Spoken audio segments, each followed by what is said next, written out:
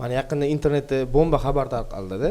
UFC'dagi Chamayevni o'yiniga borini tikib, o'zini osib qo'yibdi-da. Betchilar juda ko'p sharhlovchilarga, masalan uchun Rossiyani asosiy reklama qiladigan qatlami sharhlovchilar. Futbol blogerlari, o'sha analitiklar shu bilan yashashyapti, shu bilan sahifalarni chiqarib turish. Menga bir necha marotaba bular taklif bilan chiqqan. Nima uchun aytyapman bu narsani? Davom bor.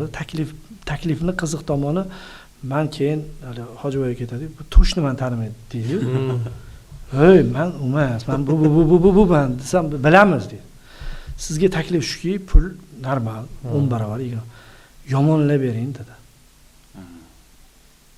Gapiring dedi. Qaysidir komandani? Yo'q, shu bizni betchilarni yomonlab bo'lsa ham gapirib turing sahifalarga. Qora PR bo'lsa ham qilib turing shuni dedi. Shuning uchun men o'ylab qoldim shundan keyin.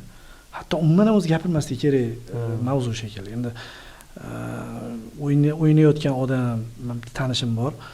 O'ynayveradi, hisob so'raydi. Futbol qiziqmaydi o'zi. Hisob so'raydi. Men yaqindagi intervyuingizni ham ko'rib qoldim. Yetmayman unga, bo'ldi qildingman. Endi kasallik bo'lib qoladi shekilli-da, unaqa qilaman. Qimorda endi. O'ynamayotgan odamga ma'lumot bo'lib qoladimi deb o'yladim. Endi uni ko'rdim mana o'zini osibdi boshlab.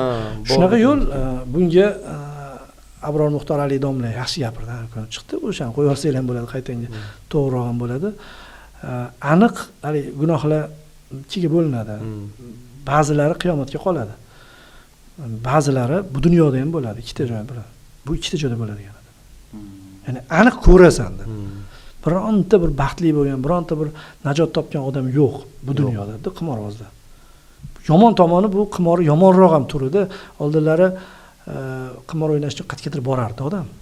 Bir axlatxonaga borardi, odamlarning ko'zidan yashirinib, xijolat bo'lib, qiyinroq edi bo'lsa. Hozir telefonda o'ynab o'ryapti-da. Shuning uchun haligi formulada bu boyaga gap aniq xor bo'ladi, aniq.